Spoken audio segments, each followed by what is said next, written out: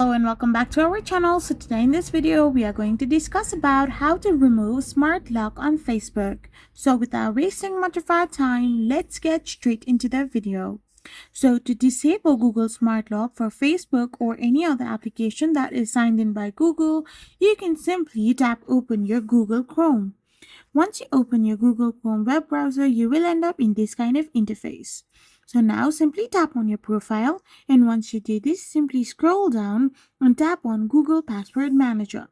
So here you can find that different apps that has used your Google password. Simply tap on any of it, and now this will show all the password of this particular apps and web browsers. So to disable or remove this Google Smart Lock, you can simply disable the automatic sign in or turn off the save passwords option. So simply go to settings, and here in the auto sign in section, simply switch the toggle to the left hand side. So once you do this, you will be able to simply remove Google Smart Lock on Facebook as well.